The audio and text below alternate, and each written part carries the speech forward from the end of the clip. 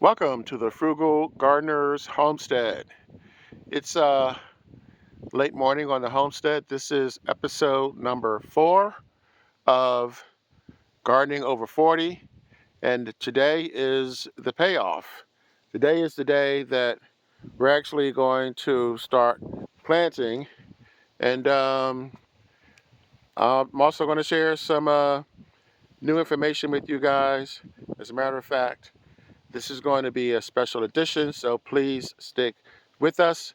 I have 11, yes, 11 plants that you can grow now, because we spent the first couple of episodes talking about equipment, talking about setting things up, talking about how to move around without a lot of heavy lifting. For those of you who have limited mobility, this series is primarily for baby boomers and Gen Xers, but it's really for everybody. This silver packet here is a little secret. This is something that most of you probably never heard of, and I'm pretty sure have never eaten. So before this episode is over, I'm going to show you what these seeds look like, and we're going to do some planting. I'll give you a hint. What I'm going to grow in this has more iron and calcium and potassium. I'm sorry, it has more vitamins than oranges and spinach, but it also has iron, potassium, and calcium, and you can grow it in 45 days. So let's pick up where we left off. We talked about growing uh, things in elevation. So that's what we're going to do today. I'm going to show you what I've grown, and to practice what I preach. My whole elevated garden, this is sort of where it ends, but my whole elevated garden is within 20 steps. One of the things we talked about was growing in areas where you did not have to do a lot of walking, and this is it for me. This is the area that I've been working in, and I count the steps before I start this video. So this is where we're going to start. Just a very, very short recap. Um, I garden in zone 7A. I am 74 years old, and I garden in West Virginia. I live on 4.5 acres, but my garden is probably about a quarter of an acre.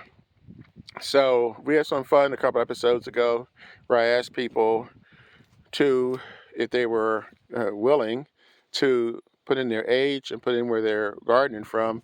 We have people in obviously the US, but also the UK, Canada, Australia, lots of places all over. So welcome to everybody. If you haven't subscribed, please do. I'm very pleased with the way things have gone. We have had over 9,000 views, which kind of surprised me because I didn't know who was out there, who was going to be watching, how many Gen Xers or baby boomers. So without further ado, let's start this very special tour, because it's special in the sense that everything that I'm going to show you is elevated or considered raised. The definition of an elevated or raised garden is anything over 8 inches high. These crates are 12 inches each, so that easily qualifies. But if you go and look through, as we go through one by one, you'll see that they're all elevated.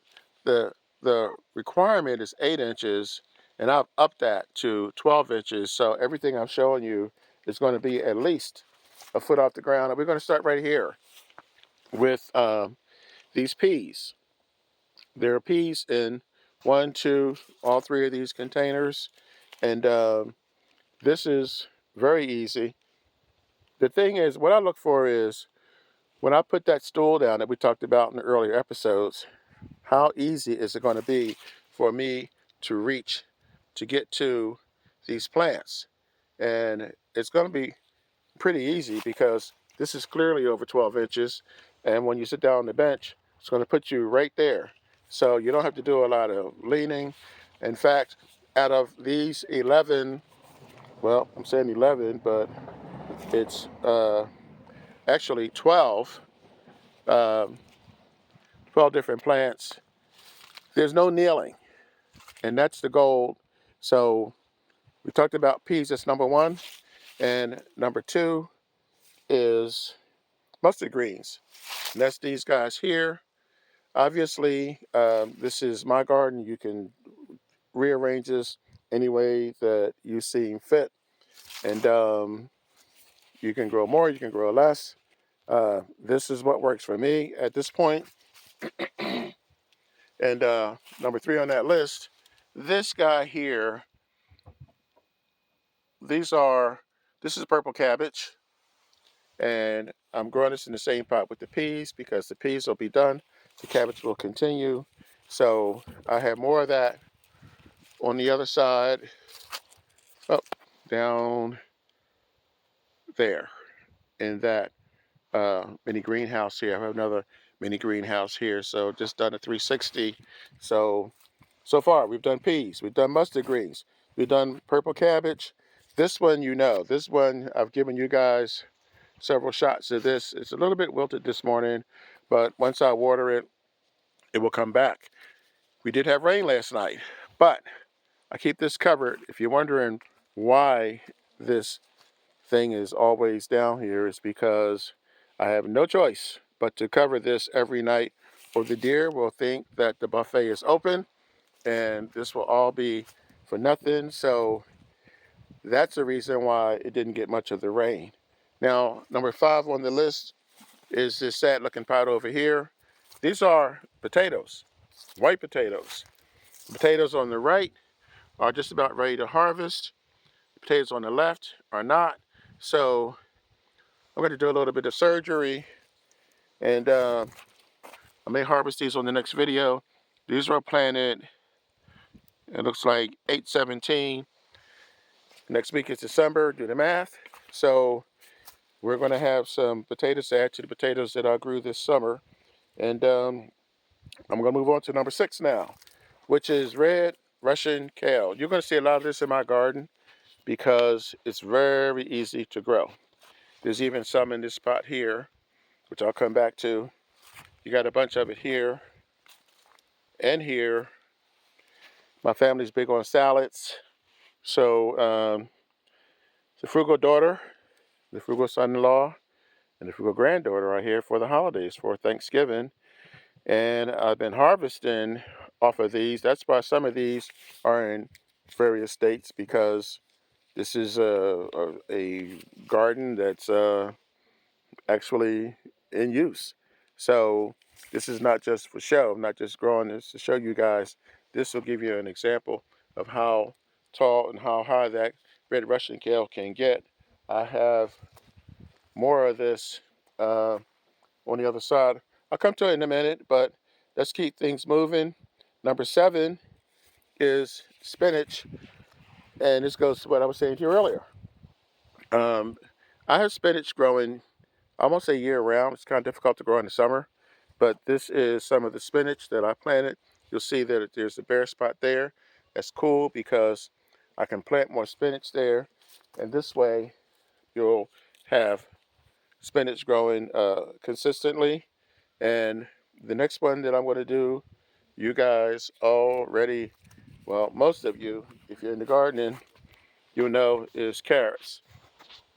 I have carrots all over the place too. I have carrots here. I have carrots in the ground down that way. I have carrots in my raised garden up there, and also have carrots here. And again, all this is over a foot high. So you don't really have to bend. It's right here. I can just reach out and touch it. That's the goal. That's what we've been working towards. And in the next episode, we're going to supersize this. We're going to go higher because you might want to grow something in larger containers. You might want to grow more than just what you see here. I got you covered. That's going to be in episode number 5. So outside of the carrots, I'm getting ahead of myself because I skipped over the bok choy. This is another vegetable. It's considered a superfood. Look at how shallow the container is. So we're not talking about the height of the container, actually. We're talking about the height off the ground, so you don't have to bend. It can reach right in and you can get that. But so next to the carrots and the red Russian kale and the spinach is the bok choy. So the bok choy is number 9. Number 10, something I grew for the first time this year. This is watercress. This is not the one that you're used to seeing, but this one is grown in soil. Watercress has to stay moist or you will lose it. So the other watercress that I'm growing is back over here. This is the one I showed you guys before. And you can see the roots. I took this out of the water for the purpose of this video. I'm going to put this back in the water, and it'll continue to thrive. I can cut off of this and it will continue to grow back for a while anyway. This one, a little bit different. Here's another, I don't know how this got in there. I'm going to have to take that out. That's another red cabbage, but number 11, this is radishes. This grows pretty quick. You can grow radishes in as short a time as a month. A lot of it, you can grow it in about 30, 40, 45 days. But yeah, this is going to be ready for harvest pretty soon. And last but not least, somewhere around here is lettuce. I have lettuce that I just dug up and harvested. And this is lettuce that I'm going to replant.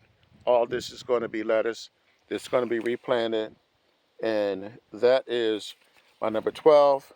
So that's everything that I'm growing, but you're not limited to that. I mean, obviously, you grow what you like. And I've said to you guys, as many other gardeners have said before, don't grow what's easy, don't grow what's pretty. Grow what you eat. I mean, that's the whole point of it. It sounds simple, might even sound silly, but that's the reality. If you don't eat it, then what's the point in growing it? This brings me back to my workbench. And my mystery seed is finally revealed. It's Tatso. This is Asian, and I've seen this in my garden before. I don't have any growing right now, but this is considered a superfood, and I really hope you guys try this because number 1, you can grow it in less than 2 months. Number 2, it can germinate in 4 to 5 days. Number 3, it's packed with all sorts of nutrients. I said to you earlier that it has iron, it has calcium, potassium, phosphorus. I mean, there is a lot of